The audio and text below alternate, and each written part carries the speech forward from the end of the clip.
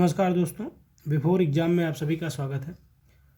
कुछ डिस्कशन पिछले वीडियो में ज्योग्राफी का जो वर्ड ज्योग्राफी का है उसको डिस्कस किया गया है, उसी को कंटिन्यू किया जा रहा है, जिसमें देश को कुछ अलग अलग उपनामों से जाना जाता है, उनका भी डिस्कशन है। उनको देख लेते हैं कि कौन से देश को किस नाम से जाना जाता है।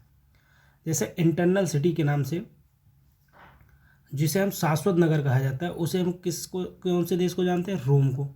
किस देश को? रोम को। अब प्रभात की शांति वाला देश, जो सुबह सुबह एकदम शांत हो, उस ऐसा देश किसे बोला जाता है? कोरिया को बोला जाता है। किसे बोला जाता है? कोरिया को। अट्टालिकाओं का शहर जो होता है, बहुत बहुत ऊंची ऊंची इमारत जहाँ पे हैं, तो ये कौन सा देश है? न्यूयॉर्क है। कौन सा है? न्यूयॉर्क है। अब बिजली की गड़गड़ाहट वाला देश, ऐसा कौन सा देश है जहाँ ऐसा लगता है कि वो बिजली की गड़गड़ाहट होती है? तो ये भूटान है। कौन सा देश है? भूटान है। भूमध्य सागर की कुंजी, जहाँ से भूमध्य सागर में एंट्री लिया जाता है, ऐसे समझिए, तो ऐसी कुंजी जहाँ से भूमध्य सागर का रास्ता हो, तो उसे कौन सा कहेंगे? जिब्राल्टर। स्वप्निल मीनारों का जो शहर है उसे किसे कहते हैं? ऑक्सफोर्ड को कहते हैं। स्वर्णिम द्वार का शहर, स्वर्णिम द्वार, जहाँ से स्वर्णिम द्वार हो, उसको कौन सा शहर कहते हैं? कौन से शहर को कहते हैं? तो ये सैन फ्रांसिस्को है। दुनिया का छत, ये आप सभी लोग जानते हो कि पामीर के पठार को क्या बोला जाता है? दुनिया का छत बोला जाता है। यूरोप का बारूद का पीपा, पूरे यूरोप का जो बारूद का पीपा है, तो ये बाल्कन जो राज्य हैं इनको कहा जाता है। और सोने और हीरों का देश जो है वो किसे कहते हैं? दक्षिण अफ्रीका को। ऐसे ही कुछ यहाँ पे मिट्टी और स्थान, डिफरेंट डिफरेंट टाइप्स की जो मिट्टियाँ हैं वो कहाँ कहाँ पाई जाती हैं और उनकी विशेषता क्या है और प्रकृति क्या है, वहाँ पे जो वन होंगे या उपजाऊ हैं या अनउपजाऊ हैं, कैसी हैं, उनके बारे में दिया है। जैसे मिट्टी है, पटजोल मिट्टी जो है, ये एक्चुअली में मिट्टियों को कई भागों में डिवाइड किया गया, ऊंचाई से लेकर निचाई तक, और फिर प्लेन जो पार्ट है इसमें भी मिट्टियों को डिवाइड किया गया है।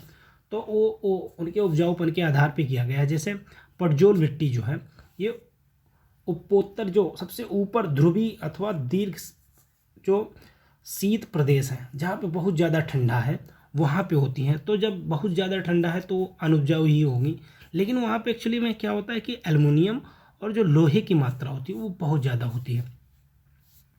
और वन क्षेत्र जो है, पेडाल्फर मृदा जो होता है, मतलब कोणधारी जो वन होते हैं, ऐसे कह लीजिए, वो पाए जाते हैं, उनकी प्रकृति है ये।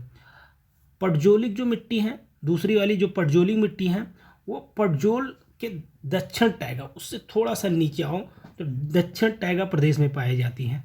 अब ये क्या होगी?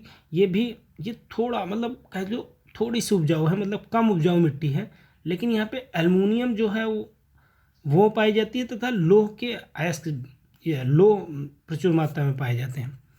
अब देखें यहाँ की जो प्रकृति है वो क्या है?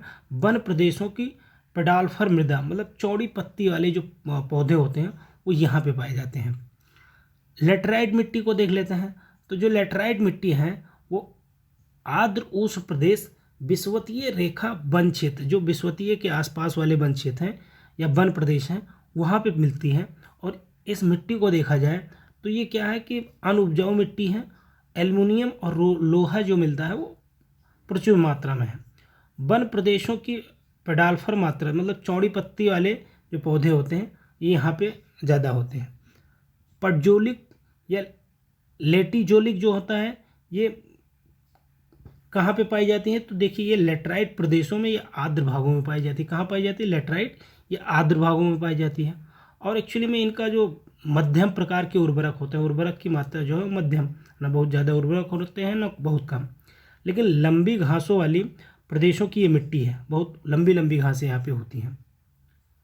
प्रेरी मिट्टी, इसके बारे में आप जानते हो, ये शीतोष्ण घास प्रदेश है और ये उपजाऊ मिट्टी होती है और लंबी घासों वाली प्रदेशों की मिट्टी कहलाती है। अब लाल तथा पीली मिट्टी, लाल और पीली मिट्टी जो होती है वो उपोष्ण कटिबंधीय क्षेत्र होता है। कौन सा? उपोष्ण कटिबंधीय क्षेत्र होता है और कम उपजाऊ होती है। और लंबी घास वाले प्रदेशों की मिट्टी कही जाती है। कौन सी? लंबी घास वाली प्रदेशों की मिट्टी कही जाती है। लाल मिट्टी जो है उष्ण कटिबंधीय क्षेत्र है, ये कम उपजाऊ होती है और लंबी घासों वाले प्रदेशों की मिट्टी कहलाती है। चरनोजम जो है मिट्टी है वो प्रेरी मिट्टी प्रदेशों के पश्चिम में है और उपजाऊ मिट्टी है। एक्चुअली में इसमें क्या है कि कैल्शियम की जो मात्रा होती है वो बहुत ज़्यादा होती है। छोटी घासों के प्रदेशों की मिट्टी कहलाती है, पेडालकल कहा जाता है। भू स्टेप्स जो भूरी स्टेप्स होता है वो मरुस्थल के मध्यवर्ती भाग में। अब मरुस्थल के मध्यवर्ती भाग में है तो इसका मतलब क्या है, मरुस्थल है तो सामान्य उपजाऊ हो सकती है, थोड़ी बहुत छोटी घासें पाई जाती हैं यहाँ पर, और पेडालकल होता है प्रदेशों का है। अब मरुस्थलीय मिट्टी होती है, ये मरुस्थलीय है तो मतलब क्या हुआ कि एकदम से शुष्क होगी, अत्यंत शुष्क होगी, मरुस्थल प्रदेश होगा तो वहाँ पे उपजाऊ नहीं होगी, एकदम ही उपजाऊ नहीं होगी। छोटी घास वाले प्रदेशों की मिट्टी होती है ये।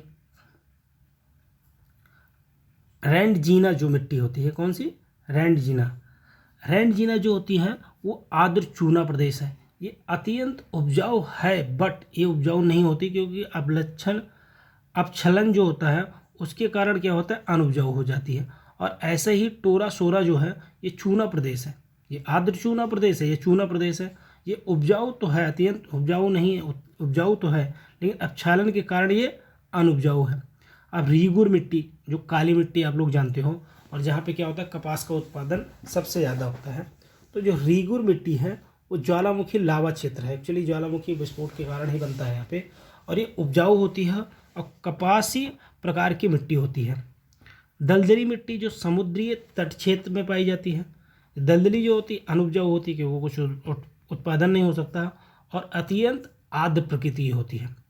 लोयस मिट्टी जो है वो चीन क्षेत्र में है, उपजाऊ होती है और पवन द्वारा निर्मित होती है।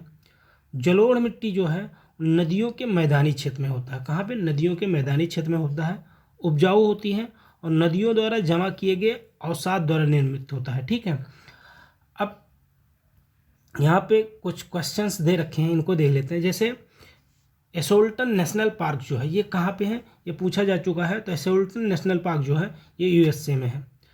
अब आइसोगेनिक जो रेखाएं होती हैं वो क्या होती हैं, एक्चुअली में क्या होती है, जो चुंबकीय रेखाएं होती हैं उनका जब झुकाव समान हो जाए तो क्या कहलाता है, आइसोगेनिक रेखाएं कहलाती हैं, ये ध्यान रखिएगा। आइसोबाथ रेखाएं, अब देखिए आइसोबाथ कहाँ पे दिखाई पड़ता है, क्वेश्चन पूछा जाता है तो इसको ऐसे याद किया जाए। आइसोबाथ, बाथ मतलब नहाना, नहाने कैसे नहाओगे आप लोग, पानी से। तो समुद्र की गहराई में जब आप जाओगे तो वहाँ पे किस प्रकार की रेखाएं दिखाई पड़ेंगी, आइसोबाथ रेखाएं दिखाई पड़ेंगी। अब प्राकृतिक रूप से देखा जाए तो ग्रीन हाउस की जो गैसें होती हैं बहुत सी हैं, लेकिन इसमें सर्वाधिक जो प्रभावित अफेक्ट करती हैं ग्रीन हाउस की गैसें वो कौन सी है, तो जलवाष्प जो है ये क्या करता है, सबसे ज़्यादा प्रभाव डालता है। अब जैसे नदियों का प्रदूषण आप लोग जानते हो, जल प्रदूषण में पढ़ा होगा, तो जल प्रदूषण में जब नदियों का पानी प्रदूषित होता है तो उसका प्रदूषण को चेक करने के लिए क्या चेक किया जाता है। जैसे मान लो उसमें आके कैल्शियम ज़्यादा हो गया, पोटेशियम ज़्यादा हो गया, सोडियम ज़्यादा हो गया, ऐसे तो उसमें किसका क्या चेक किया जाए, किसका मेजरमेंट लिया जाए कि पता लग जाए कि ये प्रदूषित है। तो उसमें केवल ऑक्सीजन का लेवल ही चेक किया जाता है कि ऑक्सीजन पर्याप्त मात्रा में है कि नहीं है, और इसी से क्या हो जाता है, पता चल जाता है कि ये जो नदी का जल है ये प्रदूषित है या नहीं है। यूरोप और उत्तरी अमेरिका में जो बीफ जानते हो आप, एक सुरक्षित और स्वस्थ खाद्य की छवि के रूप में विकसित था, बट बाद में क्या हुआ, ये ख़त्म हो जाता है। तो एक किस कारण ये नष्ट हो जाता है, तो इसका एक कारण था, एक रोग बहुत ज़्यादा चला उस समय, उसमें क्या था, मैड काऊ नामक रोग था जिसके कारण बीफ का चलन ख़त्म हो गया। अब श्वेत हाथी के बारे में आपने पढ़ा होगा। जो श्वेत हाथी है वो कहाँ पे पाया जाता है, श्वेत हाथी का भूम किसे कहा जाता है, तो ये थाईलैंड को कहा जाता है। बरमूडा त्रिभुज, बरमूडा ट्रायंगल के नाम से आप लोग जानते हो, ये पश्चिमी उत्तरी अटलांटिक महासागर में होता है। भूगोल में नवनियतवाद जो सिद्धांत प्रतिपादित किया गया, ये किसके द्वारा प्रतिपादित किया गया, तो जी टेलर ने इसको प्रतिपादित किया। किसने किया, जी टेलर ने किया। विश्व में पहला परमाणु बिजली घर जो स्थापित किया गया वो कहाँ पे किया गया था, तो यूएसए में किया गया था। कहाँ पे किया गया था, यूएसए में किया गया था। धन्यवाद। लाइक और सब्सक्राइब जरूर करें, यदि आपको अच्छा लगता है तो शेयर भी करें। धन्यवाद।